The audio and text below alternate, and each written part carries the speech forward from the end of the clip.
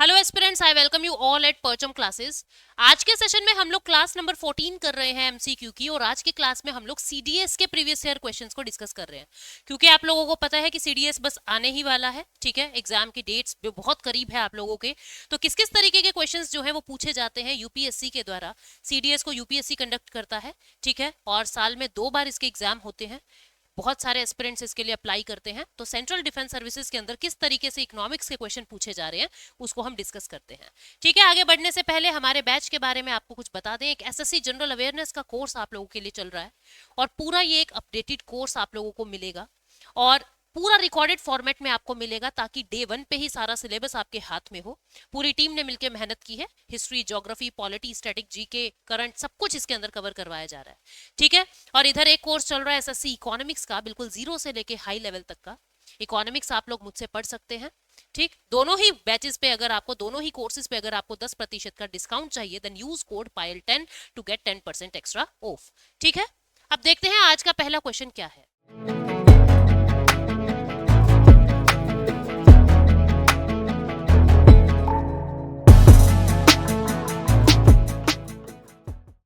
ये क्या कह रहा है कि जो कमर्शियल बैंक है वो क्रेडिट क्रिएट करता है किस परिस्थिति में, ओनली इफ, कब।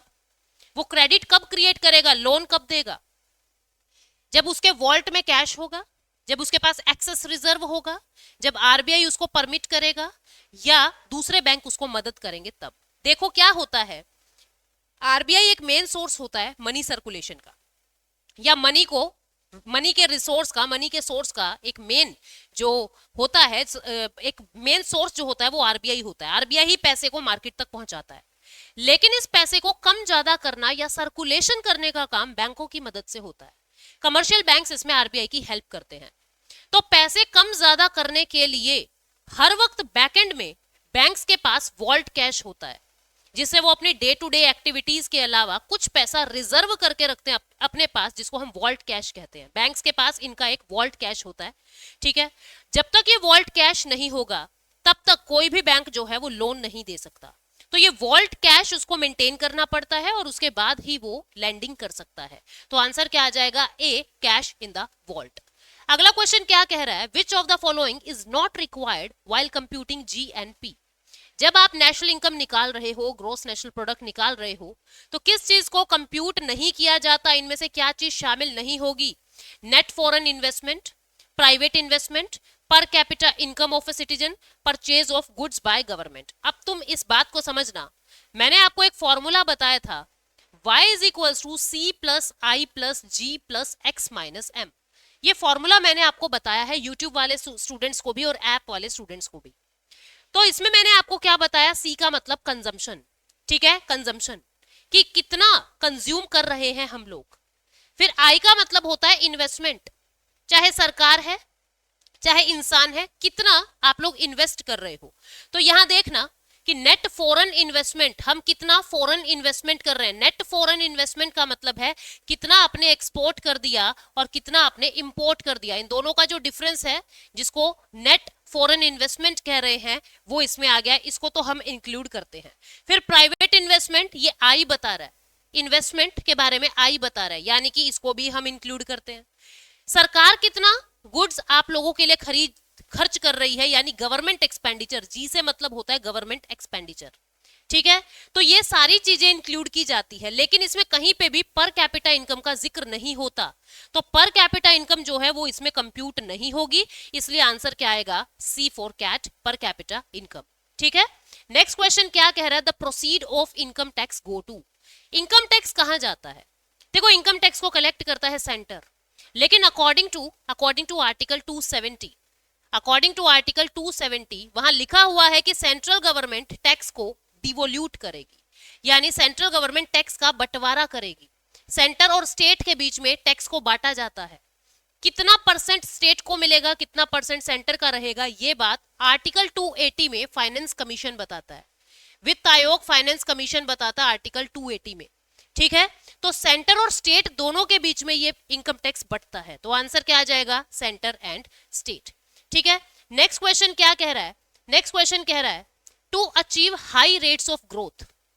नेशनल आउटपुट के अंदर अगर आपको ग्रोथ, वृद्धि ज्यादा चाहिए, तो इकोनॉमी को क्या करना होगा, ठीक है, इससे क्या होगा, रेट ऑफ इन्वेस्टमेंट हमको बढ़ाना होगा, यानी ज्यादा से ज्यादा निवेश हमको करना पड़ेगा, देश में इन्वेस्टमेंट ज्यादा करना होगा, और कैपिटल टू आउटपुट रेशो हमको बढ़ाना पड़ेगा। मैंने पहले भी आप लोगों को बताया है कि कैपिटल टू आउटपुट रेशो क्या होता है, कि आप कितना कैपिटल लगा रहे हैं और उस कैपिटल को लगाने से कितना आउटपुट आप लोग जनरेट कर रहे हैं। तो आपको कुछ ऐसे स्कीम्स, कुछ ऐसे काम करने चाहिए जिसमें आप जितना कैपिटल लगा रहे हो उससे ज्यादा ही आउटपुट निकले, उससे ज्यादा ही रिटर्न आपको मिले। ठीक है, तो जब कैपिटल टू आउटपुट रेशो और रेट ऑफ इन्वेस्टमेंट इंक्रीज होगा तभी ग्रोथ जो है वो देखी जाएगी। तो आंसर क्या आ जाएगा, डी। नेक्स्ट क्वेश्चन क्या कह रहा है, the main source of revenue for a state government in India is. State government के लिए रेवेन्यू का मेन सोर्स क्या होता है। देखो, एक्साइज ड्यूटी जो है सेंट्रल गवर्नमेंट ले रहा है, लेकिन अल्कोहल पे जो एक्साइज ड्यूटी है वो स्टेट गवर्नमेंट लेता है। इनकम टैक्स सेंट्रल गवर्नमेंट ले रहा है, प्रॉपर्टी टैक्स स्टेट लेता है, इसको सेंटर लेता है, इसको सेंटर और स्टेट दोनों ले रहे हैं। सेल टैक्स को स्टेट लेता है, और जो सेल टैक्स है वो स्टेट गवर्नमेंट के लिए सबसे बड़ा रेवेन्यू का सोर्स होता है। तो आंसर क्या आ जाएगा, A, sale tax. Next question क्या कह रहा है, कह रहे हैं कि 70% of working population of India is engaged in. Bharat के 70% लोग कहां पे काम कर रहे हैं, प्राइमरी सेक्टर में, एग्रीकल्चर में। एग्रीकल्चर सबसे ज्यादा एम्प्लॉयमेंट दे रहा है, लेकिन जीडीपी के अंदर सबसे कम कंट्रीब्यूशन करता है। इसीलिए अब लोगों को वहां से निकाल के टर्शरी सेक्टर की तरफ लेके जाया जा रहा है। स्किल इंडिया, डिजिटल इंडिया इसीलिए चला है। ठीक है, लेकिन भारत की सबसे ज्यादा आबादी प्राइमरी सेक्टर के अंदर इन्वॉल्व है। आंसर क्या आ जाएगा, B, primary sector. Next question क्या कह रहा है, the concept of a 5-year plan in India was introduced bye.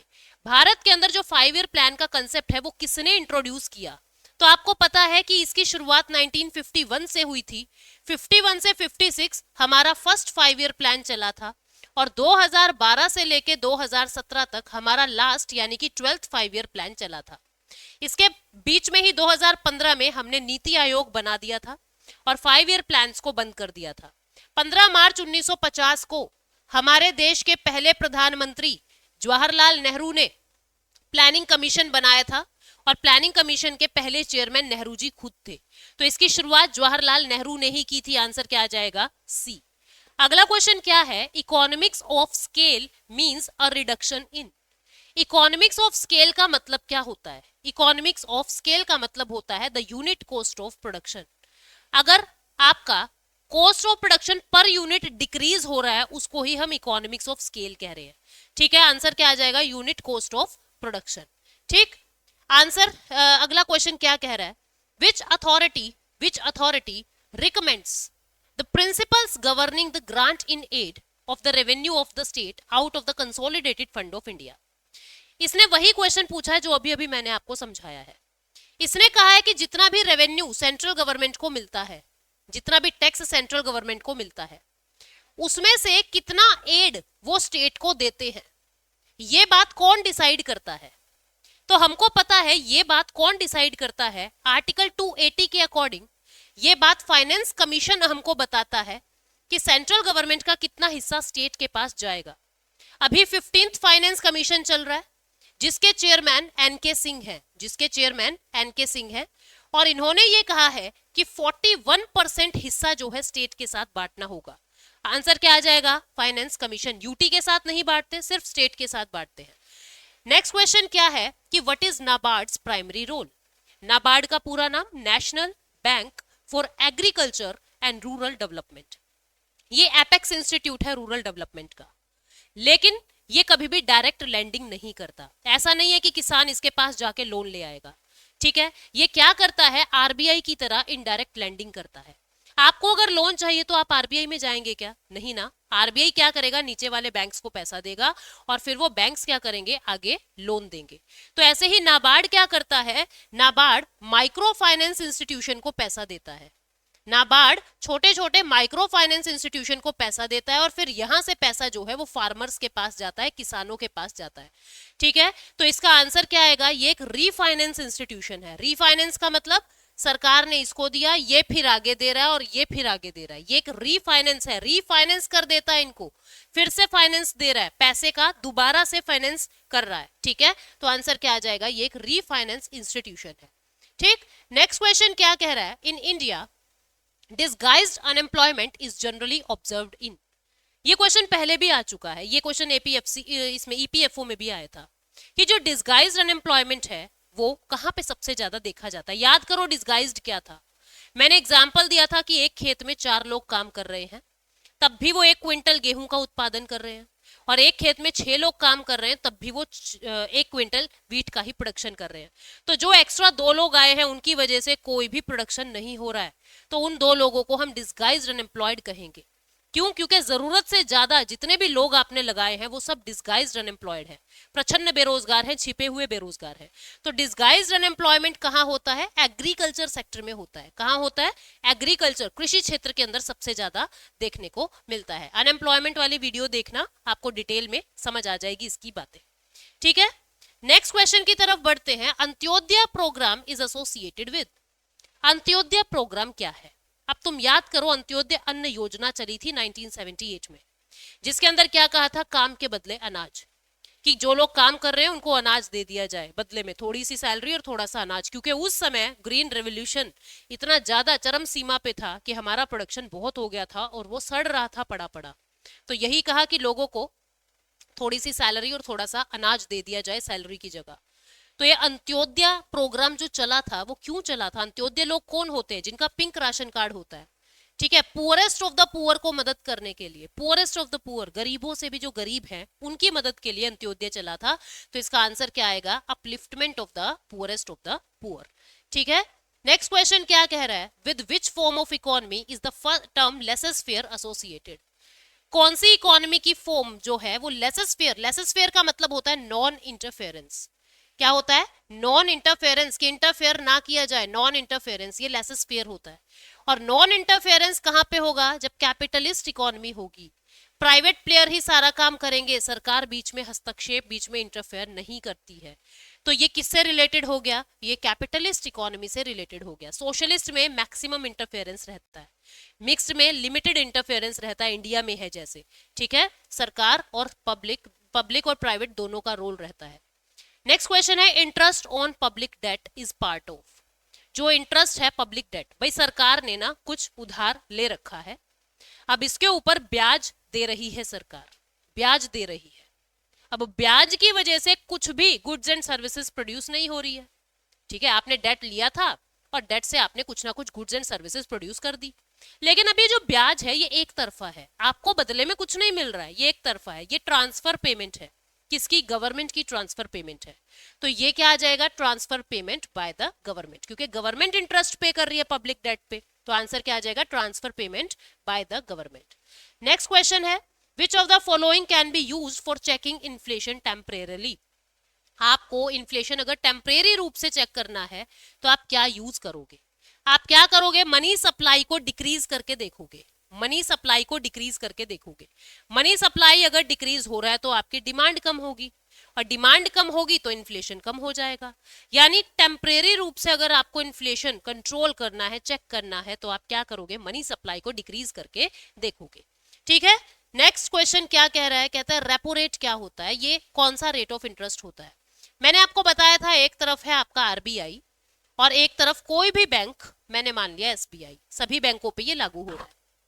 अब एसबीआई ने आरबीआई को कहा कि प्लीज प्लीज मुझे 100 रुपए उधार दे दीजिए, मुझे 100 रुपए उधार दे दीजिए। आरबीआई कहेगा ले लीजिए, कोई दिक्कत नहीं है, लेकिन ये पैसा शॉर्ट टर्म में मुझे वापस चाहिए, 1 साल के अंदर अंदर मुझे वापस दे देना, विद इन अ ईयर मुझे वापस दे देना।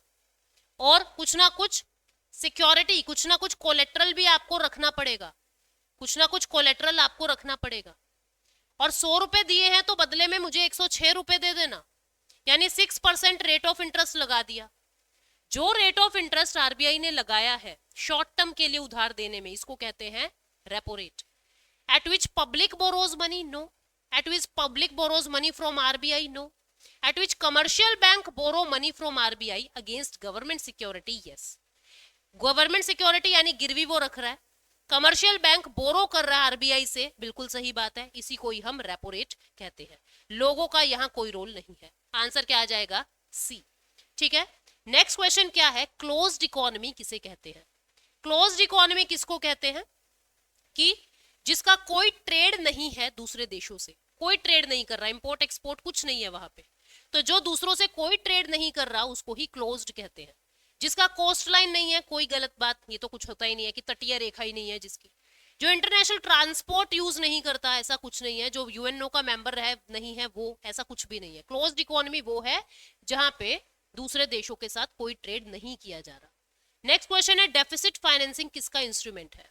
देखो डेफिसिट क्या होता है, घाटा लग गया सरकार को, अब सरकार उस घाटे को ओवरकम करने के लिए अलग अलग तरीके अपनाएगी, टैक्स का यूज करेगी, सरकार नई करेंसी प्रिंट करवाएगी, अलग अलग तरीके अपनाएगी। यानी यहां सरकार की रिसिप्ट और एक्सपेंडिचर से रिलेटेड बात है।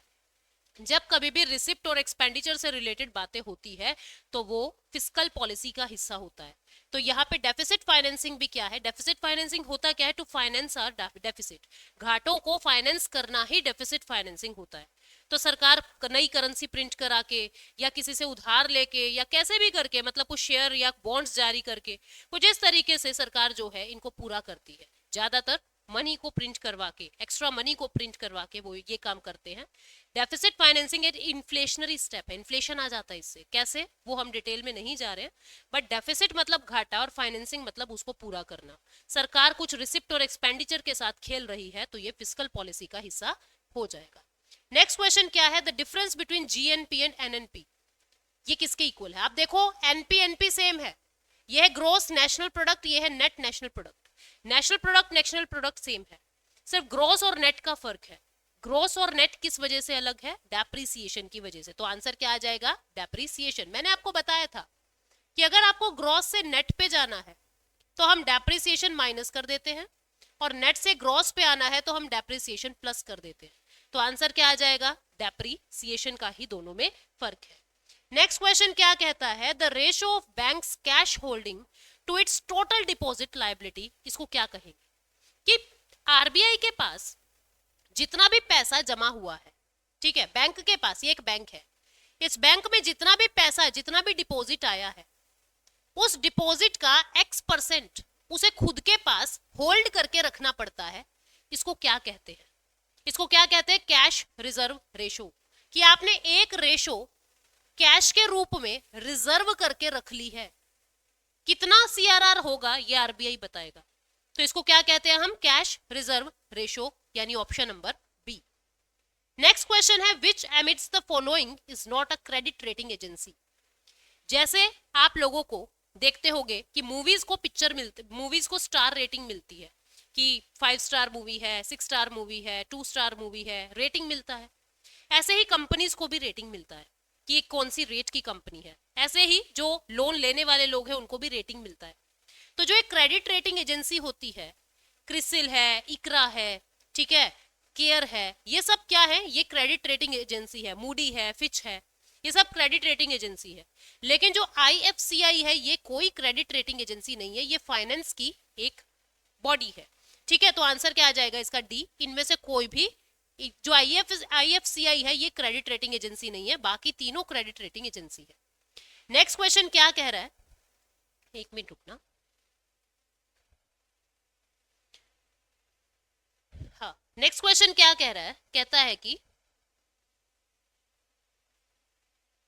विच unit of valuation is known as paper gold. अब देखो, जो आईएमएफ की गोल्डन करेंसी होती है, गोल्डन करेंसी क्या होता है, उनके वहां का एक पीस ऑफ पेपर होता है येलो गोल्डन कलर का, जिसके ऊपर उनके मेंबर्स के लिए कुछ फैसिलिटीज लिखी होती है लोन लेने के लिए, और उस पेपर को एसडीआर कहते हैं, स्पेशल ड्रॉइंग राइट्स, और इसी को ही पेपर गोल्ड के नाम से भी जाना जाता है। पेपर गोल्ड किससे जुड़ा हुआ है, ये इंटरनेशनल मॉनेटरी फंड से जुड़ा हुआ है। तो जो एसडीआर है उसको हम पेपर गोल्ड के नाम से जानते हैं। जिस देश के पास जितना एसडीआर है मतलब उसका रिजर्व उतना ज्यादा है, और उसको जब भी जरूरत होगी उसको लोन उसी हिसाब से मिल जाएगा। ठीक है, तो ये होगा स्पेशल ड्रॉइंग राइट्स। उसके बाद है which one of the following taxes is collected and utilised by the state government. कौन सा टैक्स ऐसा है जिसको स्टेट गवर्नमेंट कलेक्ट भी करती है और यूटिलाइज भी करती है। Personal income tax central government collect करती है और फिर ये सेंटर और स्टेट के बीच में बंटता है। Corporation tax central government collect कर रही है।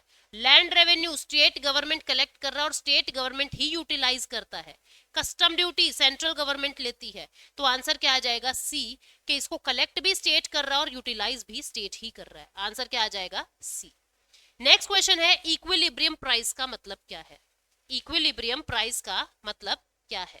ठीक है, इक्विलिब्रियम प्राइस का मतलब क्या है? मैं ये देख रही हूँ कि कहीं आपके वाले आंसर का क्वेश्चन का आंसर मैं ना बता दूं। नेक्स्ट क्वेश्चन आप लोगों के लिए है, ये मैं बता रही हूँ। इक्विलिब्रियम का मतलब क्या होता है? समानता, संतुलन आ जाना। ठीक है, जब डिमांड ज्यादा है, सप्लाई कम है, उस केस में तो हो जाएगा इन्फ्लेशन, प्राइस राइज हो जाएंगे, चीजें महंगी हो जाएगी। डिमांड कम है, सप्लाई ज्यादा है, उस केस में चीजें सस्ती हो जाएगी, डिफ्लेशन आ जाएगा। लेकिन जब डिमांड बराबर है सप्लाई के, उस केस में इक्विलिब्रियम आ जाएगा, संतुलित बन जाए, संतुलन बन जाएगा मार्केट में। तो जो इक्विलिब्रियम है वो डिमांड और सप्लाई के द्वारा प्राइस डिटरमाइंड है। ठीक है, कि हम प्राइस का निर्धारण कर रहे हैं डिमांड और सप्लाई का यूज करके। आंसर क्या आ जाएगा? ए।